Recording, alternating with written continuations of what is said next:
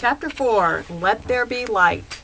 We're going to look at the electron in this chapter and make sure that you absolutely understand as best to your ability where it is and why it's important and how it fits into chemistry. So just to remind you, if you didn't get these notes in class, or if you're pre-taking notes, the theories that we've been looking at with this throughout the year have been Dalton, the first atomic theory. Here's a picture of his atom. Remember, it's a solid marble. We have J.J. Thomson and his plum pudding model, and he discovers the electron using the cathode ray tube. Rutherford gold foil experiment discovers that the atom is actually nuclear. There's a nucleus, but that the electrons occupy very little space. There is no neutron in either of these models.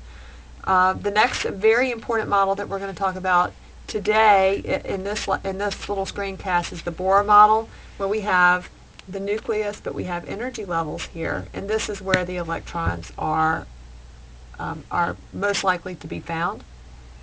And then later in the chapter we'll talk about the electron cloud model, and it's really the quantum model, and here we have the nucleus, but we're going to talk about orbitals, and orbitals are the place we are most likely to find an electron.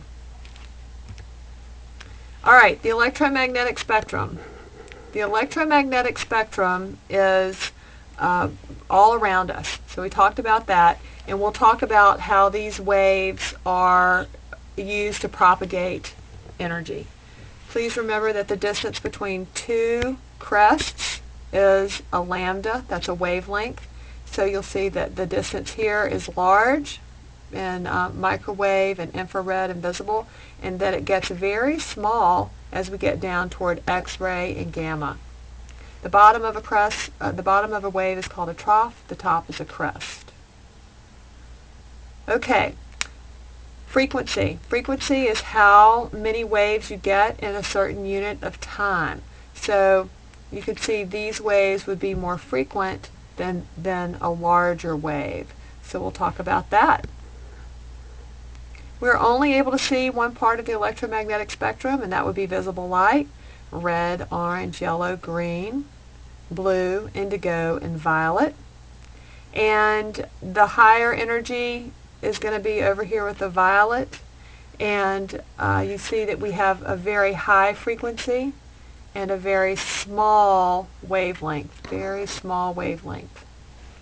The low energy end, and this would microwaves and even visible light, we have a much larger wave that's not as frequent and therefore is propagating less energy. Remember, all of these waves travel at the same speed, the speed of light, 3.00 times 10 to the 8 meters per second, and that's in a vacuum, but we're going to use this value for all of our problem solving. Equations that are important to know: C equals lambda nu. Lambda is wavelength, nu is frequency. They are inversely proportional. The larger the wavelength, the lower the frequency. The smaller the wavelength, the higher the frequency. But they're all going at the same speed, and that would be the speed of light. E equals h nu.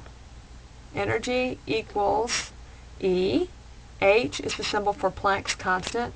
Planck's constant is 3.0, no it's not, IY.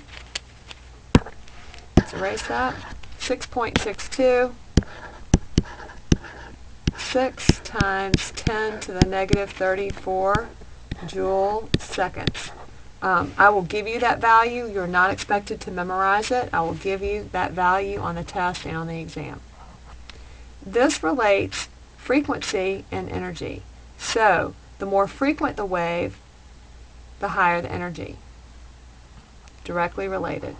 So if we look at two waves here, we have one with a large wavelength and not so frequent. That's going to be low energy. And here we have one that has a smaller wavelength, high frequency, high energy. Remember, they're traveling at the same speed of light, and that's the speed of light. Frequency is the number of crests per unit time, and that is the unit of measurement is hertz. Okay, so what types of problems will we have here? Calculate the energy of a wave that has a frequency of 7.25 times 10 to the 5th hertz, and you would use E equals h nu to solve this.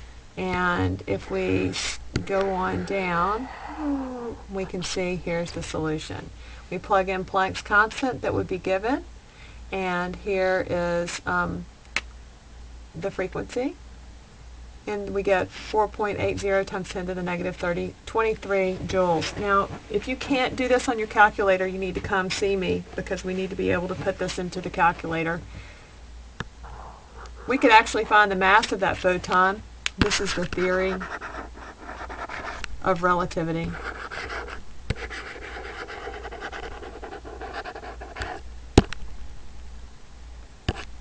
Einstein is the guy who you should be interested in here.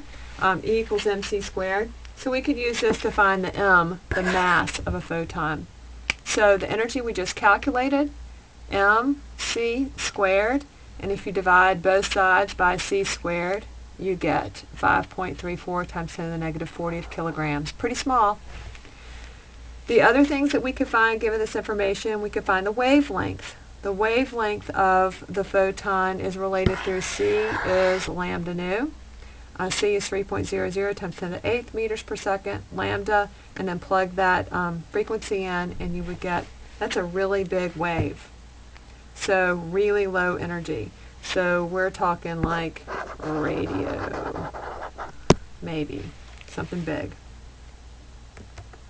Okay, we wrapped up, and we'll wrap up lecture with the discussion of the Bohr model. Just to go back over this, here we have a model of the atom where we have the rings where electrons could be found. When an electron is as close as it can be to the nucleus, this is called the ground state. That's important. We're going to talk about the ground state a lot. If that electron absorbs energy, then you have the excited state. And by absorbing energy, it will move away from the nucleus. This is not going to, this is the red electron. Now, same electron, red because it's excited. It's not going to stay there very long. It's actually going to fall back down to the ground state. And when it does, it will either fall all the way back down and release a photon that creates a wave that is very frequent with high energy, or it might take one step and then two steps, or it might take one step, and one step. So there are lots of different ways that we could, that the electron can fall back down to the ground state. But it is important to know that the distance that the electron falls is directly related to the amount of energy.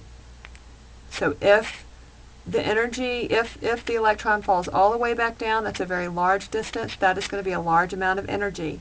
And the photon will create a wave that is high frequency, small wavelength, high energy.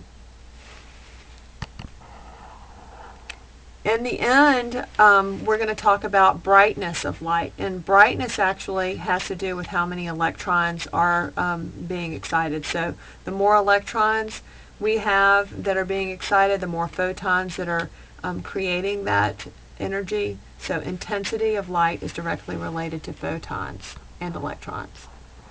And then finally, we'll wrap up with an emission spectrum, and we'll look at the emission spectrum through the spectroscopes, and that will set us up for quantum theory. Okay, so that's a little rehash of what lecture is going to be today, and if you didn't get it all the first time, then you can come back and listen and pause me.